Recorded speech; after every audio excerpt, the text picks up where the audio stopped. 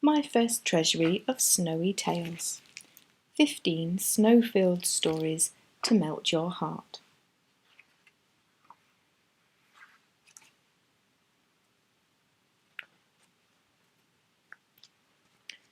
Little Bunny's Snowman. Little Bunny was very excited. "There is snow in the garden," he squeaked. "Let's have a competition," shouted his big sister. "The best snowman wins." "Little Bunny's too small to make a snowman," laughed his big brother. "No, I'm not," said Little Bunny crossly. Little Bunny watched his brother scoop up snow with his paws, pat it into a ball and roll it along the ground. The little snowball got bigger and bigger until it was almost the size of Little Bunny's head. "That looks easy," said Little Bunny. He scooped up some snow and started to roll. Whoops! Tripped over, and the snowball fell to pieces. "Oh dear," said his brother, "you're no good at making a snowball." Little Bunny's sister had almost finished her snowman and was decorating it. She wrapped a purple scarf around his neck and gave him an old woolly hat to wear. "You can give him this carrot for a nose if you like," said Little Bunny's sister. Little Bunny tried to press the carrot gently into the snowman's head to give him a nose. He pushed a bit too hard. The snowman's head wobbled this way and that. "Little Bunny!" shouted his sister. "You're ruining my snowman!" "Perhaps I am too small to make a snowman," thought Little Bunny. He walked away sadly. He wasn't looking where he was going. Thump! He bumped into the bottom of a tree. Flump! All the snow from the branches fell on top of him. Little Bunny was covered in a blanket of cold, wet snow. He ran back to tell his brother and sister what had happened, but when they saw him they looked scared. "Help! Help!" shouted his brother. "It's a walking snowman!" Little Bunny shook off the snow and flew across the garden. His brother and sister laughed when they saw that he was the snowman. "Little Bunny," said his brother, "you've won the competition." "Yes," giggled his sister, "you made the best snowman by far." Mole's Snowy Day. Winter had come, and Mole couldn't wait for it to snow. Each day he went outside and looked up into the sky. There was wind and there was rain, but no snow. "Come inside," said Mum, "or you'll catch a cold." Then, one day, Mole woke up and opened his curtains. "It's snowing!" he cried, but his voice was a bit croaky. Mole's throat was sore and his head hurt. Suddenly he gave a big sneeze. "Ah-choo!" Mole had caught a cold. Downstairs the doorbell rang. Mole's friends had come to call for him. "It's snowing!" cried Bunny. "Come out and play." Mole snuffled and sniffled and gave a big sneeze. "I can't," he said sadly. "I've got a cold." Mum tucked him back into bed. "It's not fair," said Mole, sniffing sadly. "I want to play in the snow too." He gave one big tissue and snuggled down for a snuffly sleep. Just then Mum had an idea. "I know how Mole can play in the snow," said Mum to Bunny and Squirrel. Mum got lots of white tissue paper. "Follow me," she said, placing the paper and scissors on the table. They all gathered round and Mum told them what to do. When Mole woke up, he found paper snowflakes all around his bedroom.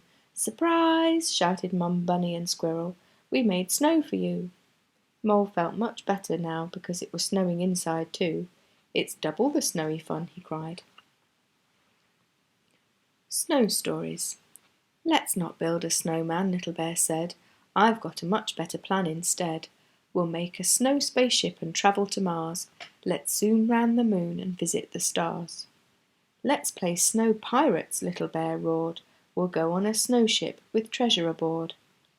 We won't mind if the weather is icy and cold, as long as we have our huge bags of gold." "Let's make a snow castle," Little Bear cried. "We'll have turrets and thrones and a moat that is wide. We'll be kings and queens for the whole of the day. People will do whatever we say." "Let's be snow explorers," Little Bear smiled. "We can search for ice monsters that live in the wild.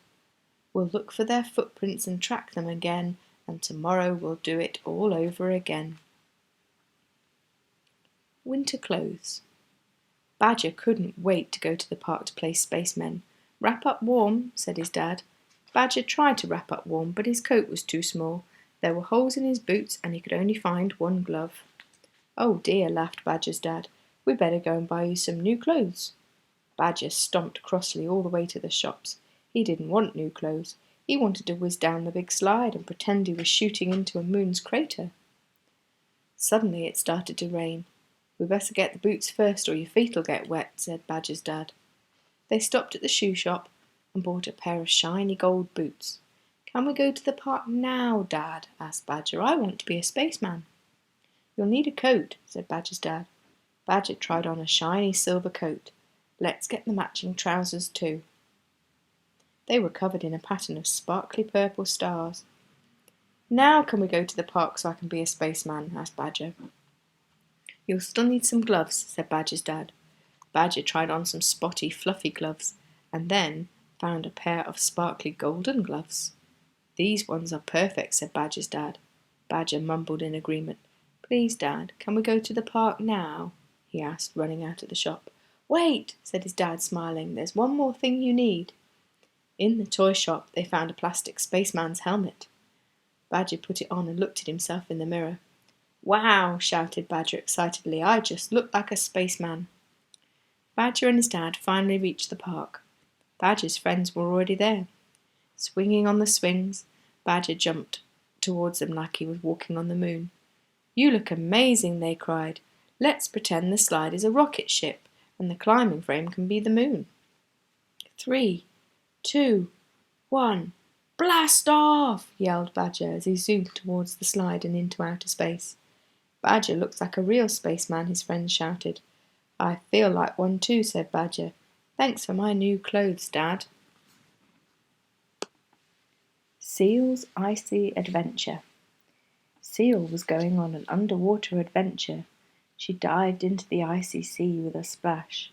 "Don't swim too far," warned her mother.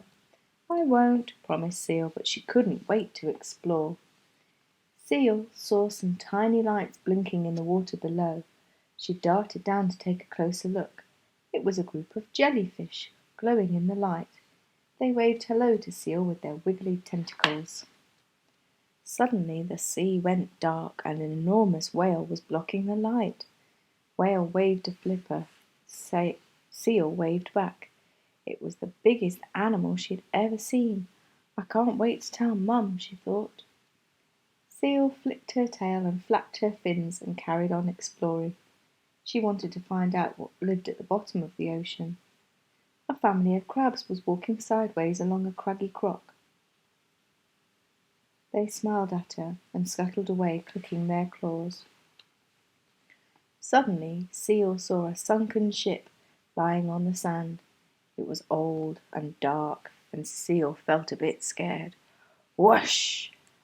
An octopus wriggled out of a porthole, making her squeal. "I think I've had enough exploring for today," gasped Seal. Seal swam back up to the surface as quickly as she could.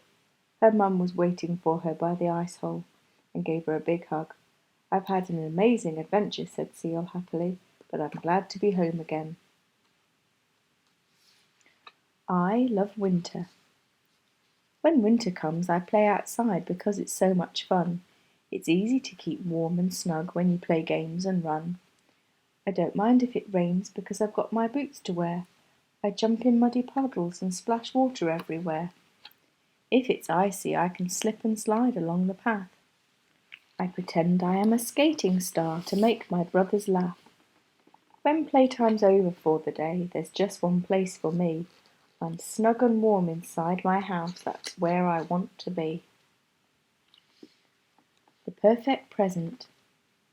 It was the morning of Hedgehog's birthday, and more than anything in the world she wanted it to snow. She jumped out of bed and flung open the curtains, but there was no snow. "It's not snowing," she said, walking downstairs sadly. "Don't worry," said her dad. "We'll have a snow party, whatever the weather." Later that day the doorbell went. Ding dong! Hedgehog's friends were arriving for the party. "Dad's made loads of food for us," she said, letting them in. There were snowflake cookies, big mounds of wobbly jelly, and bowls full of yummy sweets. Hedgehog and her friends piled up their plates with the delicious food. "Let's play pass the parcel now," said Hedgehog. They passed around a snowball-shaped gift and ripped off layers of wrapping paper. "Wow, what a beautiful snow globe," said Mouse, tearing the last layer off. Next they played musical snowmen.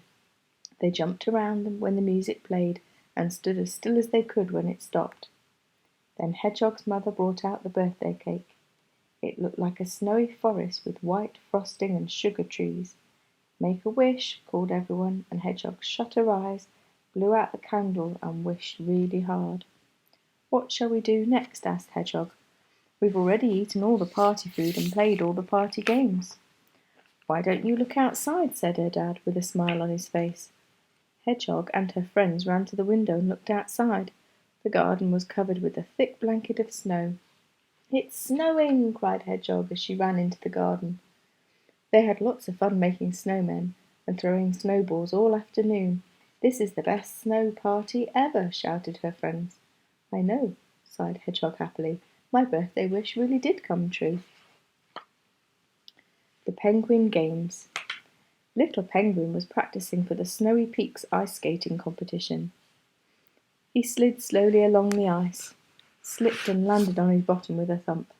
"I'll never be as good as everyone else," he sighed, as he watched the other skaters whirl and twirl on the ice. "I'm just too clumsy." The competition was about to begin, and Little Penguin waited patiently in line with the other skaters. Big Penguin whooshed over the ice, leapt high in the air, and landed perfectly. The crowd erupted with clapping and cheers. Next, Fluffy Penguin dashed past. She darted around the ice and started to spin in a circle. Round and round she whirled faster and faster, until Little Penguin felt quite dizzy. The crowd gasped in amazement. Dotty Penguin was the final skater before Little Penguin. Her skates sparkled as she danced beautifully, zoomed across the ice.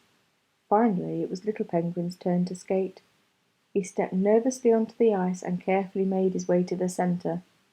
Little Penguin pushed off his skates, teetering and tottering from one foot to the other. He tried to whirl and twirl around, but he ended up slipping over and landing on his bottom again.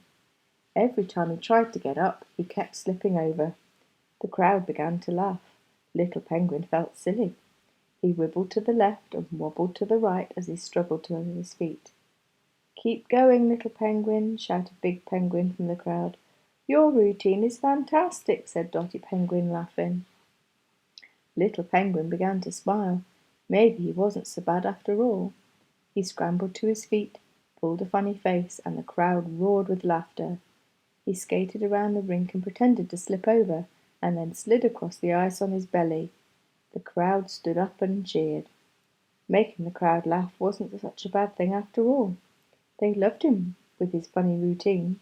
"Well done, Little Penguin," cried the crowd, and as he took a bow. "That was amazing. You're the funniest skater in Snowy Peaks." Rainy Day Treasure. Chipmunk was spending a rainy day at Grandma's house. It was too wet to play outside.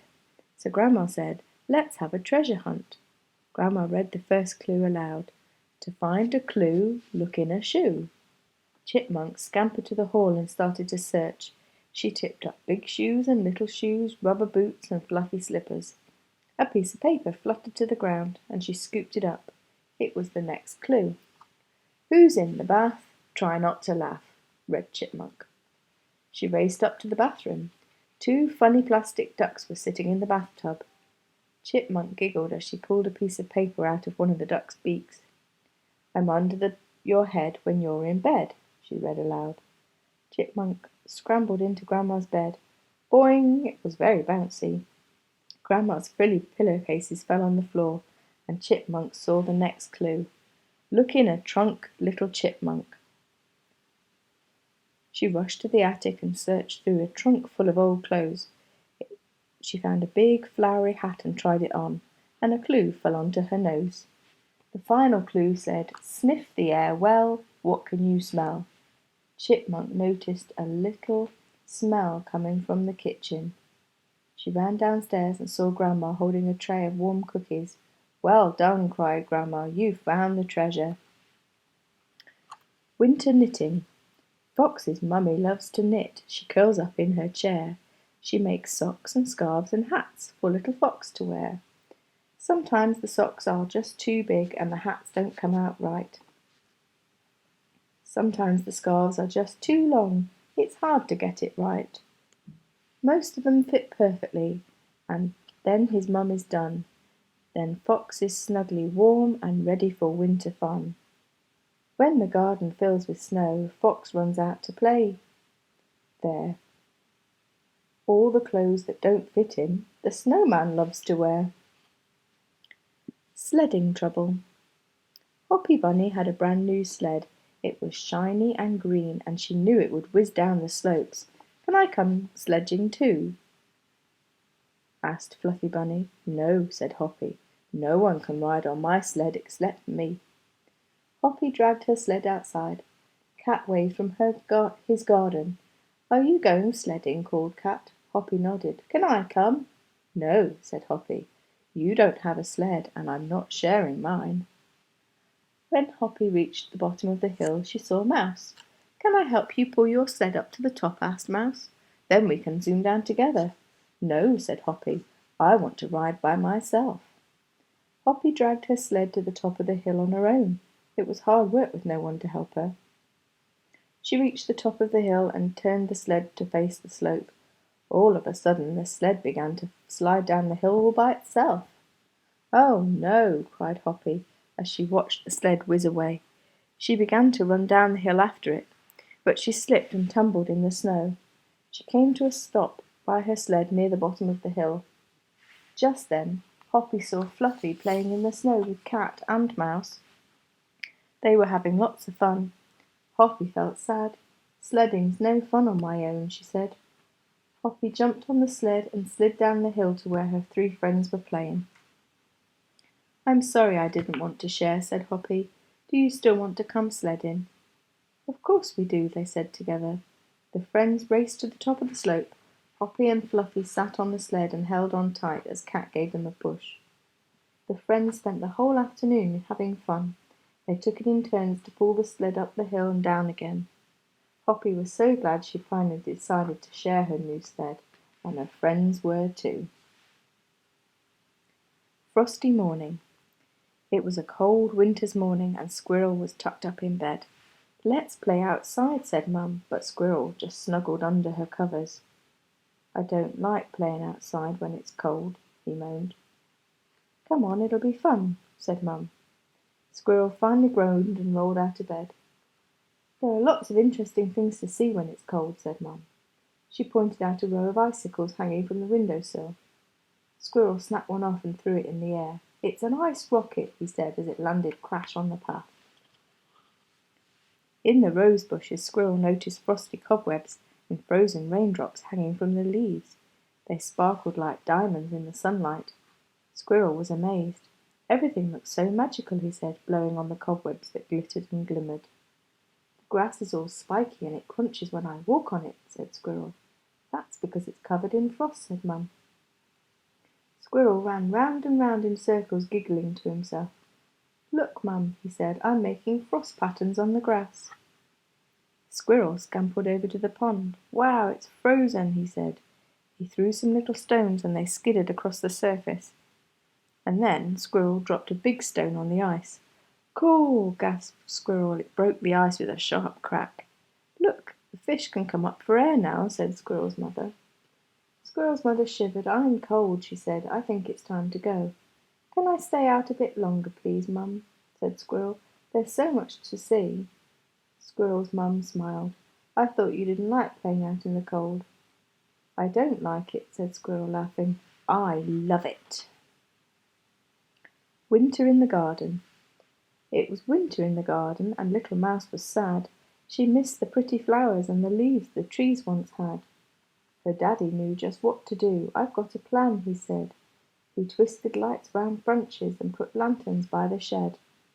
"We'll need a blanket," Daddy said, "and a hot drink from the house." Little Mouse wondered why. "You'll see," said Daddy Mouse. Outside was a crackling campfire and twinkling fairy lights. "It's a magic garden," cried Mouse as she hugged her daddy tight. Hide and seek. Polar Bear was playing hide and seek with his friend Brown Bear. "You hide first," he said. "I'll count to 10. 1, 2, 3, 4, 5. Brown Bear dashed off and dived into a pile of brown leaves.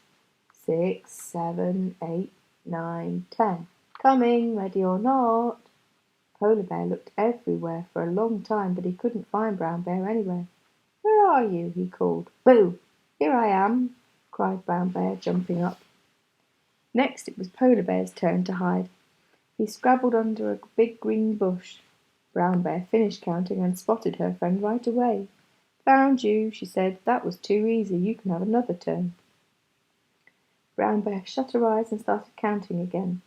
Polar Bear ducked behind the garden shed and waited, keeping very still. I can see you already, cried Brown Bear, pointing. Polar Bear couldn't work out why he was so easy to find. It's because your fur is so white, said Brown Bear, giggling. Polar Bear didn't want to play hide and seek any more. He felt sad. He sat down onto a tree and stared at his feet. What's the matter, Polar Bear? Asked Brown Bear, worried. Before Polar Bear could answer, something cold dripped on his nose. He looked up and saw that it was snowing. Soon the garden was covered in a blanket of snow. Polar Bear had an idea. Can I hide one more time? Polar Bear dived into the snow and lay down, carefully covering his black nose with his paw. It was very hard to spot him because of his snow-white fur. Brown Bear looked everywhere for him. I give up, she sighed at last.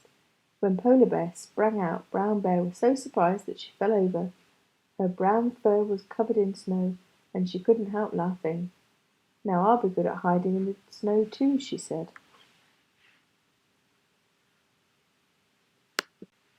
Raccoon's winter picnic. Raccoon and his friends had been playing in the snow all morning. I've made some sandwiches, called Raccoon's mother from the house. I'll take them in the garden and eat them later, said Raccoon.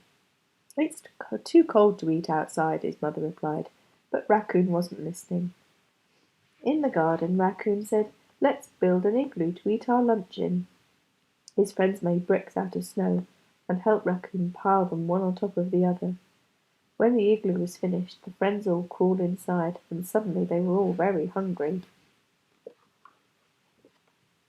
Raccoon fetched the lunch and brought it inside the igloo. These sandwiches are frozen solid, moaned Squirrel. This drink is so cold it's hurting my teeth, complained Badger. Raccoon and his friends were still hungry.